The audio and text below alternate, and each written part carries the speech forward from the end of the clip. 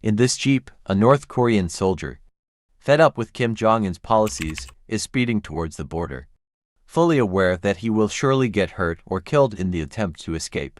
If this is indeed the case, what motivates him to take such a significant step?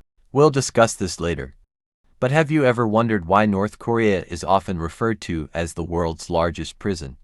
And what makes escaping from it nearly impossible? Stay tuned for today's video as we explore these questions. Exiting North Korea without permission is deemed treason by Kim Jong-un, carrying a minimum penalty of life imprisonment and a maximum sentence of death. Even within North Korea, traveling outside one's province without authorization is regarded as a criminal offense. Nearly every international organization acknowledges that North Korea holds the worst human rights record globally. All men in this place are obligated to serve a minimum of 10 years in the military. The concept of free speech doesn't exist, and the media is entirely under the control of the state. This is the only country globally where even individuals with relatives who have committed a crime face punishment. In 2009, a 2-year-old child was sentenced to life imprisonment because a Bible was found in his parents' possession. Because in North Korea, practicing any religion is also considered a crime, it's extremely challenging for foreigners to visit here. Even with permission, they are constantly monitored throughout their trip and are guided only to places where they witness what the government wants them to see. Often, even foreigners risk their lives, as any action against local laws can lead to severe consequences. An example is Otto Warmbier, a U.S. citizen who visited North Korea in 2015. In 2016, he was arrested for allegedly removing a government propaganda poster from his hotel room. He received a 15-year prison sentence, but after just 1 year, he fell into a coma in a North Korean prison camp and was repatriated to the United States. Within days of his return, he succumbed to serious brain injuries, and to this day, the details of what happened to him in North Korea remain unknown. North Korea is often described as a vast prison, where people live under conditions resembling slavery despite technically being free. The inhabitants continually attempt various means to escape, but the challenging geography of North Korea makes this endeavor exceptionally difficult. The Yellow Sea is situated to the west of North Korea, and the Sea of Japan lies to the east. The North Korean Navy maintains a stringent patrol in these seas, making it nearly impossible for any illegal boat to approach. To the south of North Korea lies South Korea, considered one of its major adversaries, resulting in strict security measures in the adjacent sea. However, South Korea stands as one of the best options for those escaping North Korea. Not only is South Korea a developed and free nation, but it also recognizes all North Koreans as its own citizens. Successfully crossing the line and evading the North Korean army can profoundly transform an individual's life. North Korea has heavily deployed its military along the border, to the extent that not only humans but even birds might hesitate multiple times before attempting to cross the border. This video, dated 2017, captures a North Korean soldier driving his jeep towards South Korea. Upon realizing his attempt to cross the border guards chased him and opened fire. The soldier abandoned his jeep, attempting to run towards the border, but he was shot multiple times by North Korean soldiers. Remarkably, despite sustaining several gunshot wounds, he managed to reach South Korea. In the evening, South Korean soldiers arrived, rescued him, and provided him with protection. Numerous civilians from North Korea have made similar attempts, but tragically, many were killed instantly. Those who did manage to reach South Korea alive often faced a grim fate due to the severe injuries sustained from gunfire. Escaping directly from North Korea to South Korea is an exceedingly perilous endeavor, akin to inviting death.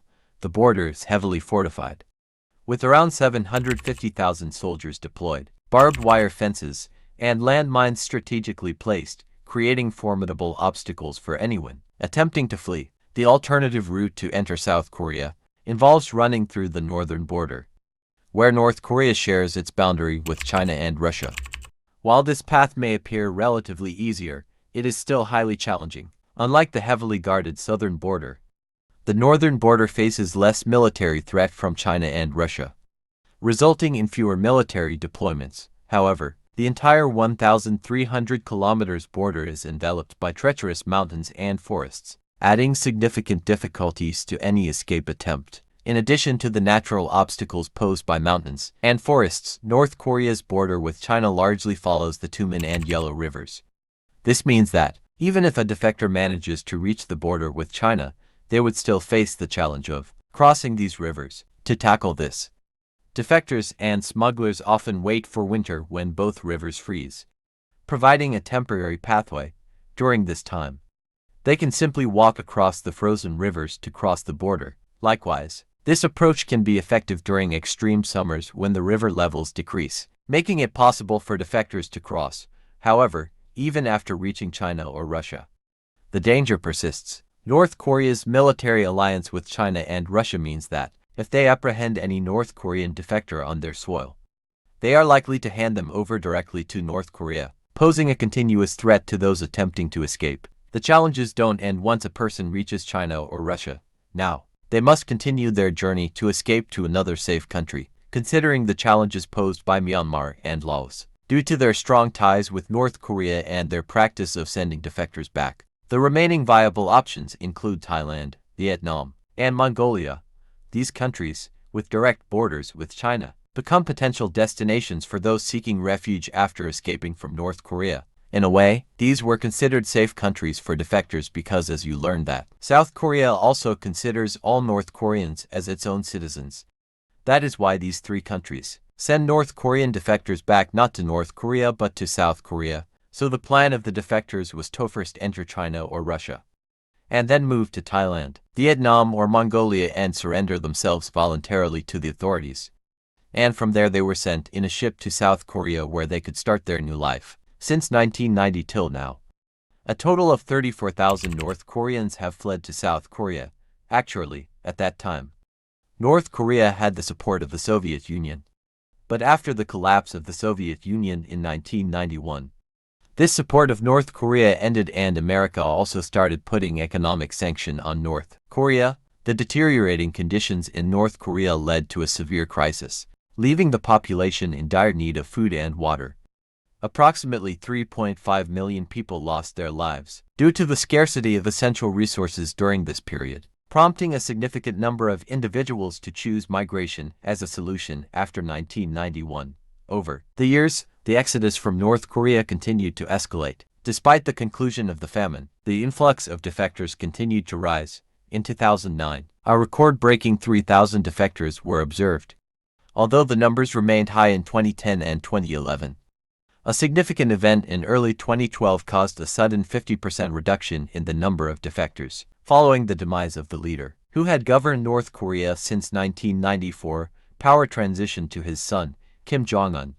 Upon assuming control, Kim Jong-un promptly reinforced border patrols to combat smuggling and prevent citizens from fleeing the country. The entire northern borders saw the installation of signal jammers, accompanied by a substantial enhancement in intelligence monitoring. Fences were set up, and military patrols were intensified as part of efforts to bolster security. In addition, Kim Jong-un negotiated agreements with Russia and China, urging them to enhance security measures on their respective sides of the border. Consequently, China implemented a comprehensive surveillance system along the entire border. These modifications significantly impeded the ability of North Korean defectors to reach China.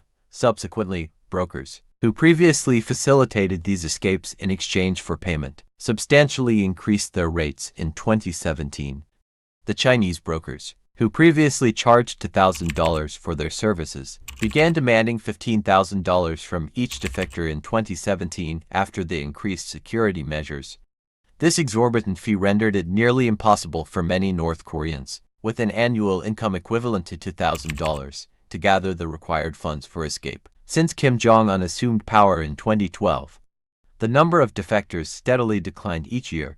By 2019, only 1,000 defectors managed to escape. However, in 2020, a significant event occurred, making it nearly impossible for individuals to flee from North Korea. By the end of 2019, just 2 months after the initial case of COVID-19 emerged in China, North Korea became the first country worldwide to entirely shut down its borders.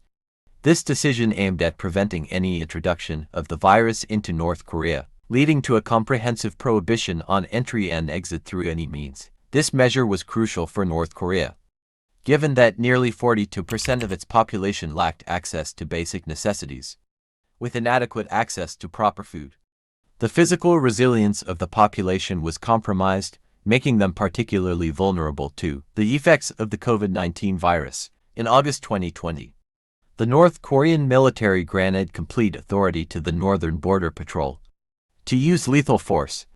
Orders were issued to shoot to kill anyone observed entering or leaving the China border, contributing to the near eradication of escape attempts over the last 3 years. This has transformed North Korea into a state resembling a vast prison, where fleeing has become almost non-existent due to the severe consequences. In North Korea, individuals are prohibited from practicing any religion and are restricted from having contact with the outside world.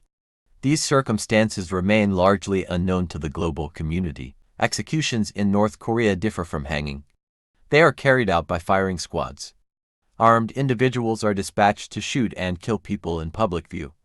This harsh reality underscores the severe restrictions on personal freedoms and expression within the country. In North Korea, individuals who attempt to communicate with relatives in South Korea via phone face severe punishment. The global community observes this situation, but the transfer of nuclear technology to North Korea by the Soviet Union has created a complex geopolitical landscape. This circumstance has limited the options available to even powerful nations like the United States, leaving sanctions as one of the few measures taken against North Korea. If you have found this video informative, please subscribe. Let's meet in the next video. Thank you.